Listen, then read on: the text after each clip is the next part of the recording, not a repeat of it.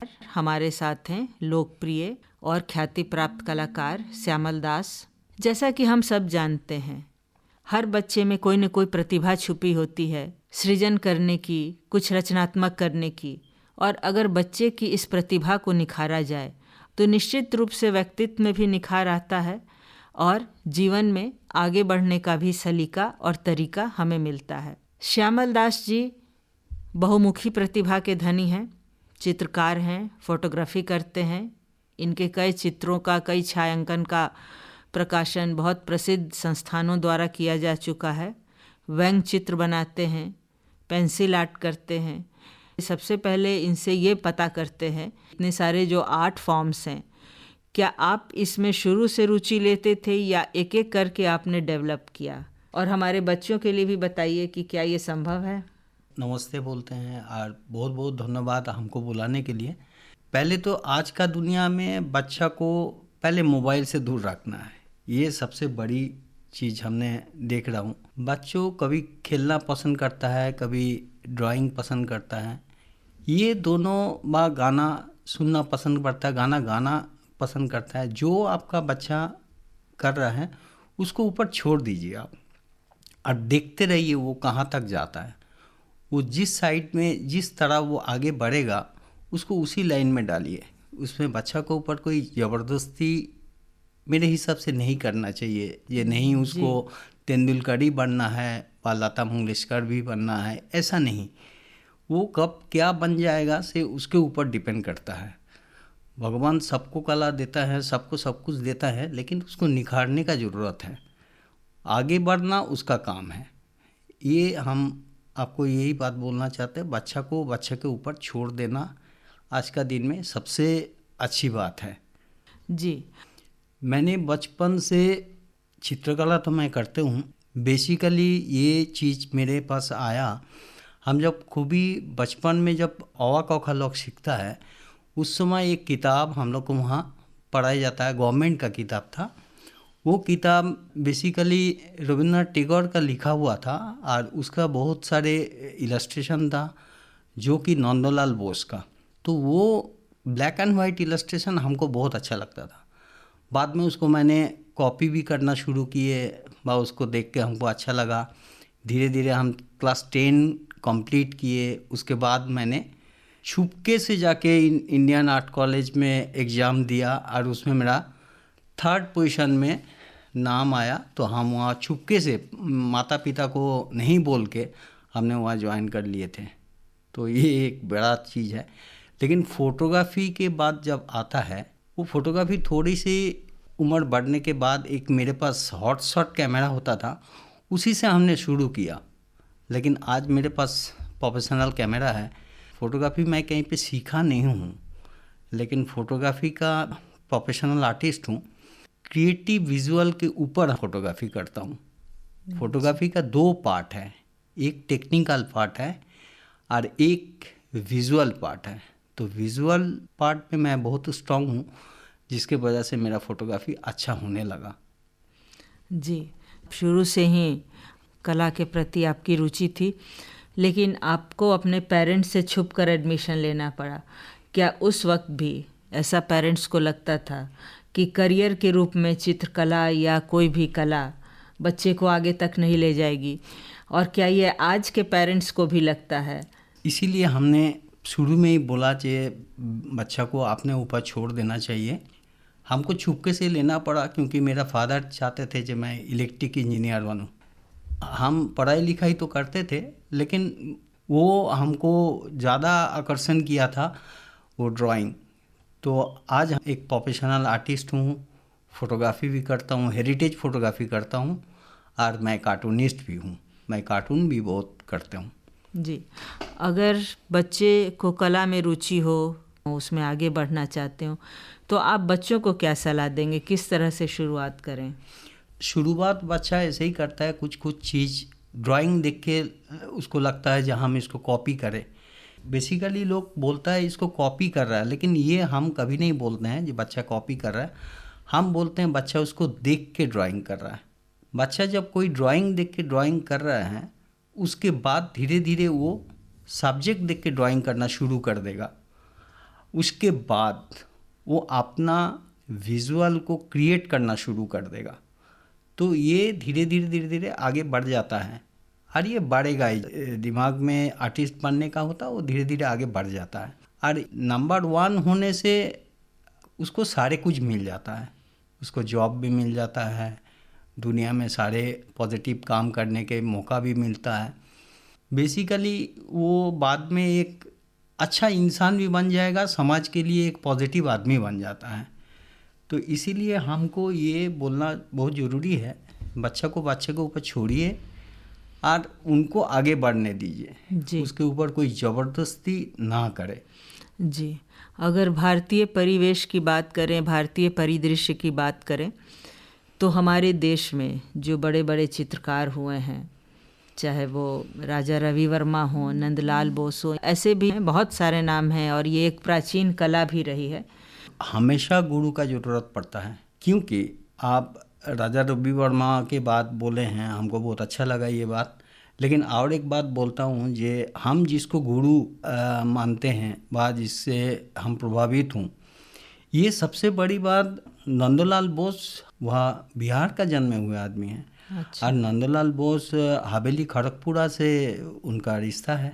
उसके बाद हम लोग का संविधान में उन्हीं का सारा स्केच किया हुआ, तो ये एक बहुत बड़ा चीज़ है। अब मेरे यंग जनरेशन को तो मैं ये हमेशा बोलूँगा जे कहीं से भी उनका ड्राइंग को देखे, इंडियन ड्राइंग क्या होता है। गुरुदेव रविंद्रनाथ टैगोर बाद में उसको शांति निकेतन में आचार्य बनाया।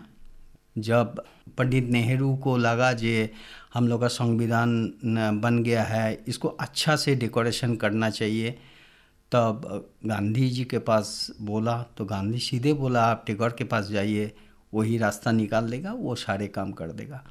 टैगोर के पास जाने के बाद उन्होंने नंदलाल बोस को ये जिम्मेदारी सौंपा, जो आज का दिन में अभी भी हम लोग का संविधान में उसी का स्केच किया हुआ है। तो ये देखने लायक चीज़ है। हम लोग का इंडिया का, भारत का ये एक ट्रेडिशनल ड्राइंग है, इसको देखना सीखना बहुत ज़रूरी है। इसमें से गुरु, बिना गुरु का तो कुछ नहीं होता। एक्चुअली काम करते करते कुछ कुछ जगह होता है, गुरु उसको एक झटका में आगे बढ़ा देता है।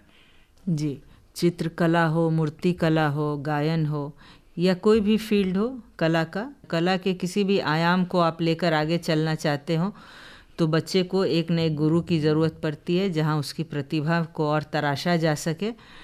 तो हमारे किशोर बच्चे अगर गायन में जाना चाहते हैं, चित्रकला में जाना चाहते हैं, शिल्प कला, मूर्ति कला, कढ़ाई, बुनाई, ये सब ऐसी रचनात्मक गतिविधियां हैं जिनको अपनाकर आप अपने मन मिजाज को भी प्रसन्न रख सकते हैं और ज़िंदगी में आपको आगे बढ़ने का एक करियर के रूप में भी रास्ता खुल सकता है। और श्यामल दास जी, हम अब फोटोग्राफी की बात करें तो वो थोड़ी सी महंगी कला हो जाती है, उसके लिए एक बढ़िया कैमरा भी चाहिए और शायद भ्रमण करने का भी मौका मिलना चाहिए। इसके बारे में आप क्या कहेंगे, किस तरह से हमारे किशोर बच्चे इसको अपना सकते हैं? देखिए, अभी फोटोग्राफी महंगा तो थोड़ा बहुत लगता है, लेकिन जो फोटोग्राफी आज का दिन में हो रहा है, फोटोग्राफी के हम मेरा दृष्टि से 3 तरह से इसको डिवाइड करते हैं। जैसे मान लीजिए, फोटोग्राफी जो यंग जनरेशन आज का दिन में कर रहा है, वो लोग कुछ एंजॉय करने का फोटोग्राफी करते हैं, जो कि सुबह फोटोग्राफी होता है, शाम तक वो ख़त्म, कोई सेल्फी कर रहा है। और कुछ लोग हॉबी के हिसाब से फोटोग्राफी करता है, जो मान लीजिए शादी ब्याह होगा, घर पे बर्थडे हुआ, उसका। और तीसरा जो फोटोग्राफी हम करते हैं, डॉक्यूमेंटेशन, जो कि दुनिया में आज जो चीज़ है उसको हम कैमरा में बंद किए और उसको हम अगला पीढ़ी तक रखने के लिए एक तैयारी कर दिए। मैं बहुत बिहार में घूम के फ़ोटोग्राफी किया, हेरिटेज फ़ोटोग्राफी बहुत पसंद है हमको, और उसमें मैंने डॉक्यूमेंटेशन किया। बहुत सारे बिहार का जगह है जहाँ पे हम फोटोग्राफी किया, जो कि इनक्रेडिबल इंडिया में शामिल है, वो देखने लायक है। मेरा उम्मीद है कि यंग जनरेशन मेरा फोटोग्राफी देखे, वो एक डॉक्यूमेंटेशन हम बिहार के लिए किए। जी, जी, आपके कैलेंडर्स के जो पृष्ठ रहते हैं, जो भी आपने इनक्रेडिबल इंडिया के लिए कैलेंडर में जो आपने चित्र दिए हैं, वाकई बहुत खूबसूरत हैं और बहुत मनोरम हैं। इसके अलावा आपने बर्ड्स पर भी एक श्रृंखला चलाई है, छायांकन की भी और चित्रकला की भी। उसके बारे में भी कुछ बताना चाहेंगे?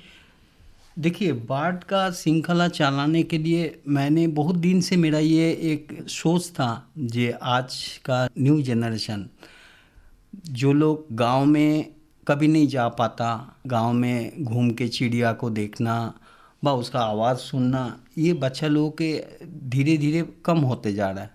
गांव जाना उसके लिए समय भी नहीं होता है, उसके लिए जगह भी नहीं होता।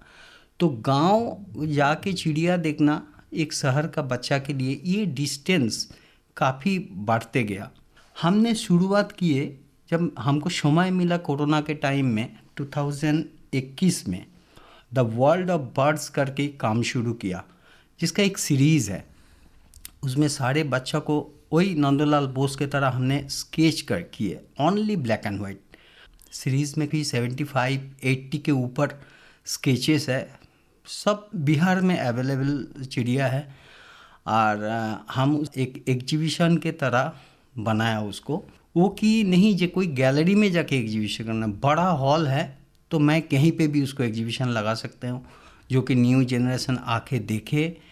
और इसीलिए ब्लैक एंड वाइट हमने बनाया कि ये ज़्यादा अटैक करता है।